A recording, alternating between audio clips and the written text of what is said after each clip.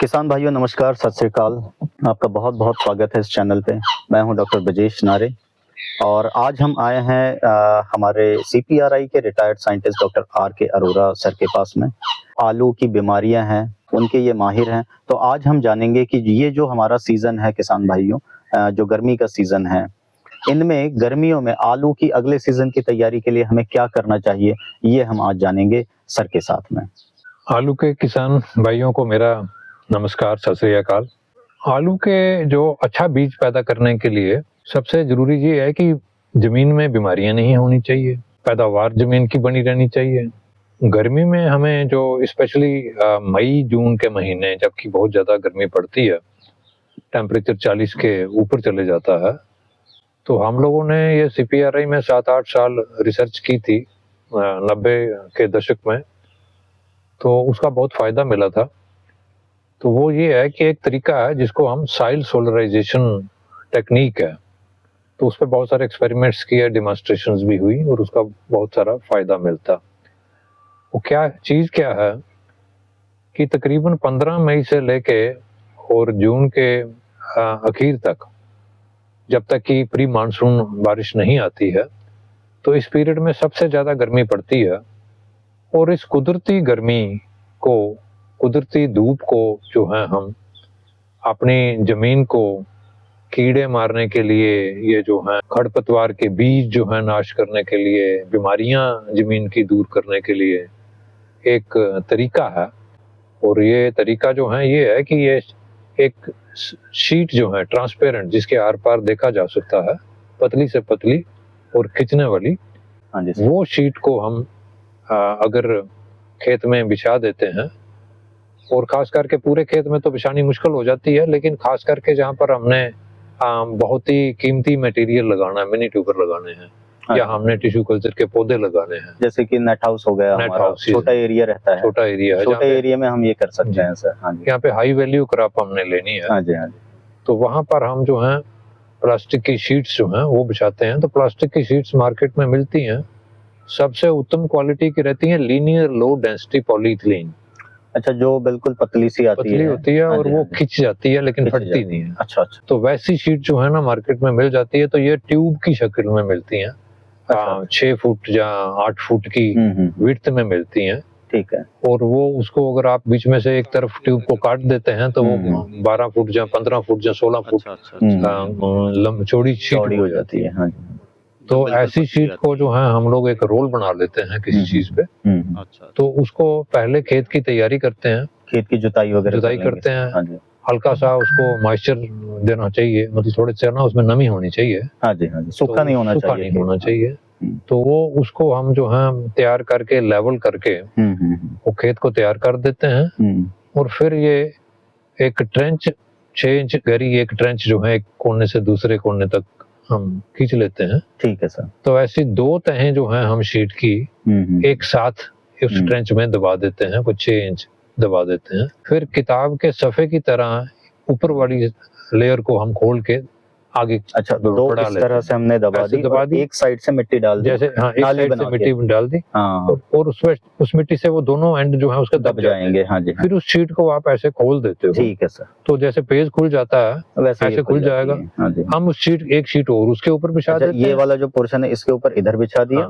अब ये वाले पोर्शन में नाली बना के ये दोनों किनारे दबा देते हैं और फिर इसको खोल देते हैं। इसी तरह से आगे बढ़ते, इस तरीके से आगे बढ़ते जाते हैं और हम देखते हैं कि 1 इंच भी जगह हमारी खाली नहीं रहती। अच्छा अच्छा। और सारी जो है वो कवर हो जाती है। ठीक है, ठीक है।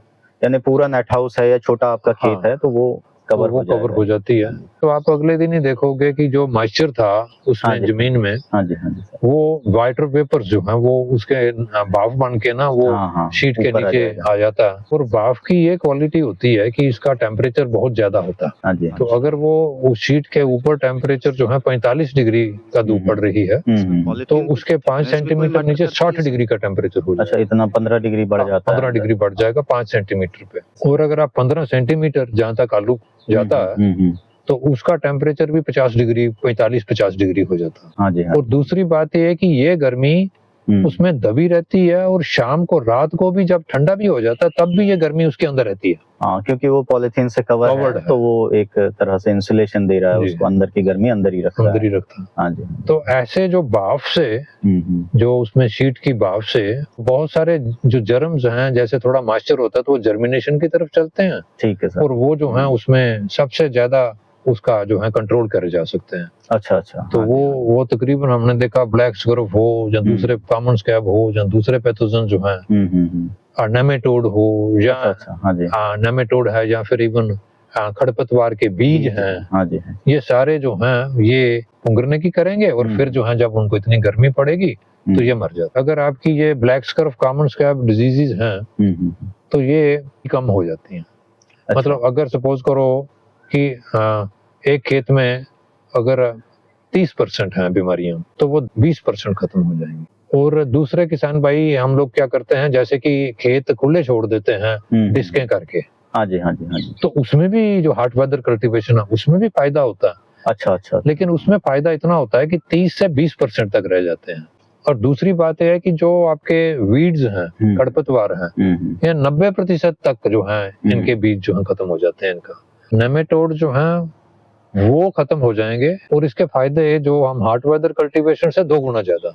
अच्छा, उससे ज्यादा है? 2 गुना ज्यादा। बाकी सर, जैसे आपने बताया, अगर नेट हाउस है किसान भाइयों के पास जी, तो वो तो सॉइल सोलराइजेशन जैसे पॉलिथीन शीट बिछा के वो प्रॉपर कर सकते हैं। हाँ। बाकी जैसे अगर हम खेतों की बात करें, वहां पर फिर हम हॉट वेदर कल्टीवेशन, जिसको हम कहते हैं गर्मी में खेत जो है खुला करके और छोड़ दो, वहां पर हम जो ज्यादा कीमती मटेरियल जहाँ पर हमने लगाना है, जैसे अर्ली जनरेशन है, ठीक है, खास करके मिनी ट्यूबर हमने लगाना है, या टिश्यू कल्चर प्लांट्स लगाने हैं, या हमारी बहुत ही नेट हाउस के अंदर जमीन है जिसमें हम हर साल आलू लगाते हैं, नहीं उसको कुछ करेंगे तो बीमारियां बढ़ती चली जाएंगी। बिल्कुल सही है सर। तो वहां पर अगर ये हम सॉइल सोलराइजेशन कर लेते हैं तो बीमारियां समझिए कि उसकी हम आधी से ज्यादा खत्म कर देते हैं। तो हर साल फिर हम वहां पे आलू लगा सकते हैं, बीमारियां नहीं बढ़ेंगी। और इसका फायदे दूसरे ये होते हैं जी कि जैसे कि बीमारियां और वीड तो कंट्रोल होते ही है, साथ में इनमें जो मिनरलाइजेशन हो जाती है।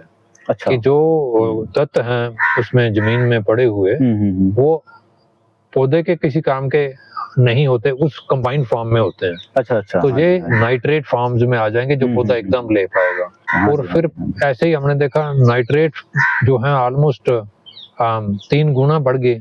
अच्छा। जमीन में। हाँ जी। और ऐसे ही जो है वो पोटाश जो है वो 2 गुना बढ़ गया। मतलब था तो वैसे ही, पर उस फॉर्म में आ गया जिसमें पौधे वो ले सकते थे। अच्छा, यानी पहले जमीन में जो तत्व ऐसे ही पड़े हुए थे, अब ये सॉइल सोलराइजेशन जो हमने किया नेट हाउस में जी, तो उसके कारण ये अब वो पौधे ले सकते हैं। अब पौधे लेने की फॉर्म में आ गए। अच्छा। और अगर हम आलू की क्रॉप लेते हैं, ग्रीन मैन्योर के बाद लेते हैं, तो हमें 20% जो है वो ईल्ड ज्यादा मिलेगी। ठीक है सर। और ईल्ड तो ज्यादा मिलेगी, पर उसके साथ साथ क्वालिटी, तो ये भी एक उसमें बहुत ज्यादा जो है हमें फायदा हमें दिखता है। और अगर हम इसकी कास्ट बेनिफिट रेशो अगर हम देखें तो आप समझिए कि शीट की कास्ट तो ये निकाल देती है, और उससे भी ज्यादा फायदा होता है कि अगर आप 1 रुपया शीट बिछाने पे खर्च करते हो तो आपको उसकी क्वालिटी और उसकी प्रोडक्शन देखें तो 2.5 रुपए आपको प्राप्त होते हैं। 1 रुपया लगाने पे 1 रुपया लगाने से 2.5 रुपए का आपको बेनिफिट मिलता है। और अगर आप ध्यान से शीट को इस्तेमाल करते हो तो 1 सीजन और भी कर सकते हो। अच्छा, उसको रोल कर लो, साफ कर लो, उसको रोल बना लो और 1 दफा फिर कर लो। तो इसका जो है बहुत फायदा है। सर, आपने जो बताया कि जो सॉइल सोलराइजेशन से एक तो मिनरलाइज हो जाती है सॉइल और बीमारियां रुक जाएंगी, बीमारियां खत्म हो जाएगी, नेमेटोड रुक जाएगा, बीमारियां रुक जाएंगी। ठीक है। यानी ये फायदेमंद है अगर किसान भाई टिश्यू कल्चर प्लांट अगर नेट हाउस में लगा रहे हैं या फिर मिनी ट्यूबर लगा अर्ली जनरेशन अगर जो भी कीमती सीड जो भी मटेरियल लगा रहे हैं, तो उसके लिए सॉइल सोलराइजेशन उन्होंने गर्मियों में करना चाहिए। बिल्कुल। हाँ जी सर। क्योंकि उस तरीके से आप नेट हाउस में आप जमीन तो बदल नहीं सकते हैं और आपने लगाना भी हर साल है। बिल्कुल। तो ये एक तरीका है कि जिससे आप अपनी सॉइल की बीमारियां जो हैं वो खत्म कर सकते हैं। सर, एक चीज और पूछनी थी मुझे आपसे कि जो हमारा खुरंड रोग होता है जी आलू में जो लगता है, तो उसका भी एक प्रकार होता है जिसे हम रसड स्कैब कहते हैं, खुरंड रोग का ही प्रकार है ये। तो उसमें क्या फायदा मिल सकता है, क्योंकि उसका कोई इलाज नहीं होता है, हम कोई भी केमिकल ट्रीटमेंट से भी उसको नहीं दूर कर पाते हैं अगर मिट्टी में वो आ गया तो उसका क्या इसमें फायदा हो सकता है? हाँ, ये रसट जो कि एक नेट जैसी बन जाती है, आलू के ऊपर एक जाली जैसी खुरदुरी सी जाली बन जाती है, हाँ जी। सी दिखती है, इसका कोई सी ट्रीटमेंट से कोई फायदा नहीं होता, चाहे बोरिक एसिड से कर लीजिए, चाहे किसी केमिकल से कर लीजिए। ठीक है सर। लेकिन जो सॉइल सोलराइजेशन हमने करते हैं, हमने 4 साल का हमारे पास एक्सपेरिमेंटल डेटा है, तो इससे जो है समझिए कि 1/3 रह जाती है ये। अच्छा। ये बहुत ज्यादा कंट्रोल करती है रिसर्च कैप को, जिसको कोई कंट्रोल नहीं कर सकता, सॉइल सोलराइजेशन कंट्रोल करती है। आपका बहुत बहुत धन्यवाद सर। किसान भाइयों, बहुत बहुत शुक्रिया आपका, धन्यवाद।